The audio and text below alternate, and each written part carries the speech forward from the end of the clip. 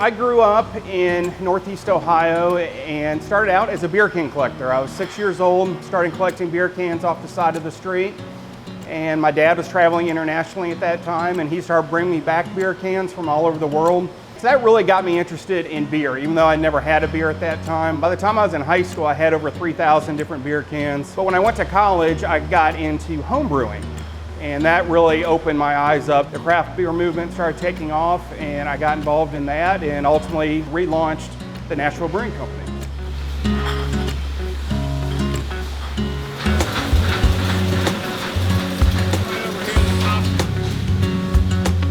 The first brewery was actually founded by Thomas Burland in Nashville in 1815. Shortly after that, later in the same year, Arthur Redmond started another brewery out off of what is now Elm Hill Pike. Those were really the first two breweries in this area, and they were focusing on porter and ale at that time. They were not doing lagers. Mid-1800s, we had a mass immigration from Germany and other parts of Europe. Many of them settled here in North Nashville, the area we call Germantown now, and they started developing breweries, brewing these traditional German lagers. Ingredients were difficult to come by, much more difficult than breweries in the Midwest and the Northeast, where it's more prominent to grow grain and hops.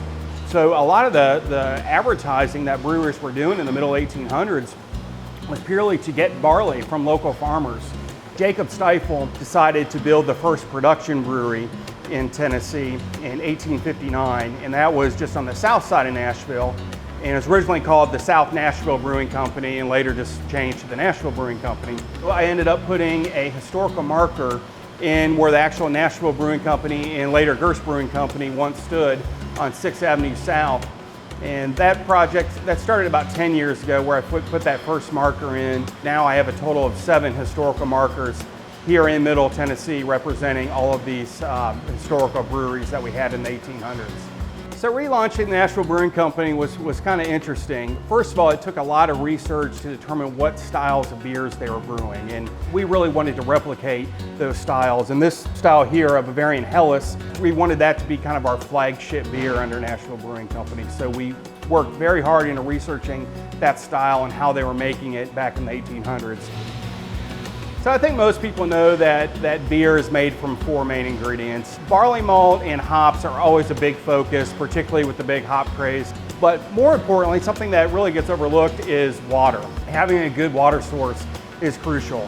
And that's really how a lot of these breweries got founded. We have a natural filtration through the limestone that we have. That's unique to this part of the country that other breweries really throughout the United States do not have that opportunity to get that filtered water through limestones. So one of the other important ingredients of beer is hop, and that wasn't always an ingredient in beer. That started getting added in Europe about 1,000 years ago. It was added, one, to offset the sweetness of the barley malt, because really you're drinking sugar water, but more importantly, it also acted as a natural preservative. So what is exciting is there are farmers now that are growing grain here locally, specifically for brewing.